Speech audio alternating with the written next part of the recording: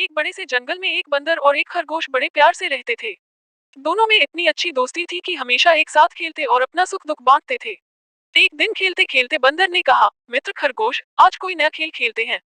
खरगोश ने पूछा, बताओ कौन सा खेल खेलने का मन है तुम्हारा। बंदर बोला, आज हम दोनों को आंख मिचोली खेलनी चाहिए। खरगोश हंसते हुए कहने लगा, ठीक है, खेल लेते हैं, बड़ा मजा आएगा। दोनों यह खेल शुरू करने ही वाले थे कि तभी उन्होंने देखा कि जंगल के सारे पशु पक्षी इधर उधर भाग रहे हैं।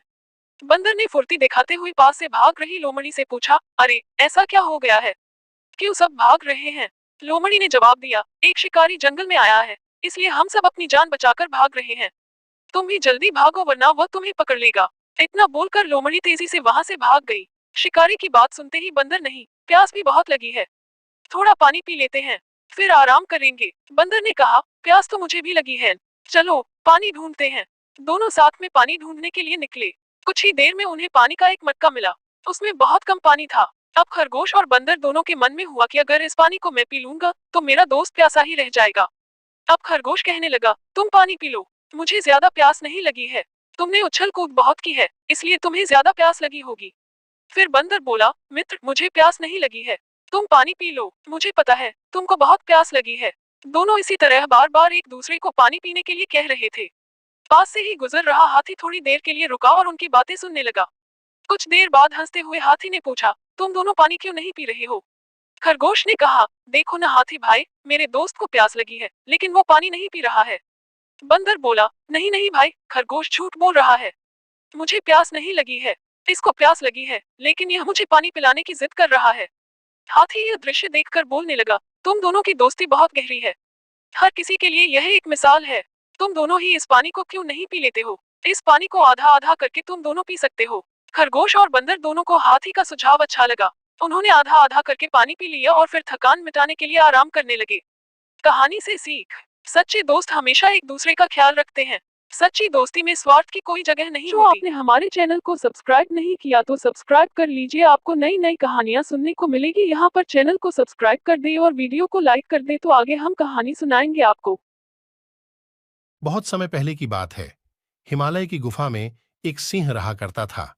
जंगल के जीव जंतुओं को अपना आहार बना वह दिन प्रतिदिन बलिष्ठ होता जा रहा था। एक दिन जंगली भैंसे का शिकार कर उसने अपनी क्षुधा शांत की और गुफा की ओर लौटने लगा।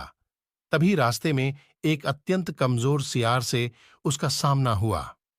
निरीह सियार अपने समक्ष बलशाली सिंह को देख नतमस्तक हो गया और बोला, वनराज, मैं आपकी शरण में आना चाहता हूं, मुझे अपना दास बना लीजिए।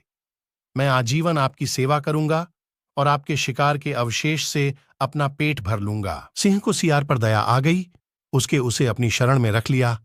सिंह की शरण में सियार को बिना दर दर भटके भोजन प्राप्त होने लगा। सिंह के शिकार का छोड़ा हुआ अवशेष उसका होता, जिसे खाकर वह कुछ ही दिनों में हट्टा कट्ठा हो गया। शारीरिक सुघड़ता आने के बाद सियार स्वयं को सिंह के समतुल्य समझने लगा।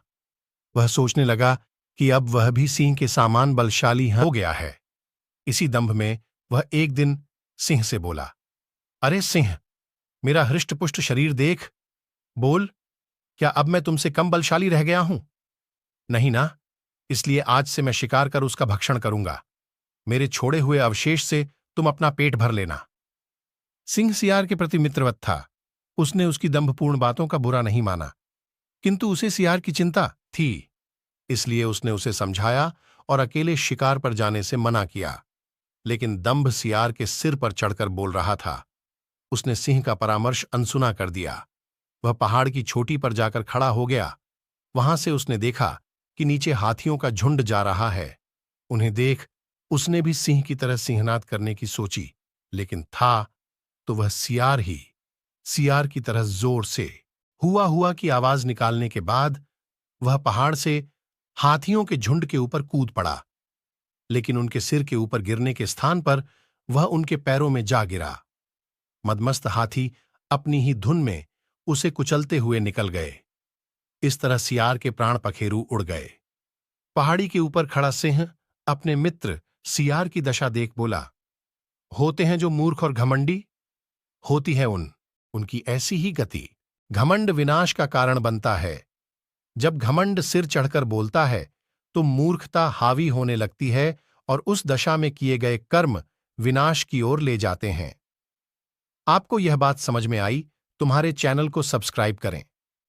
धन्यवाद।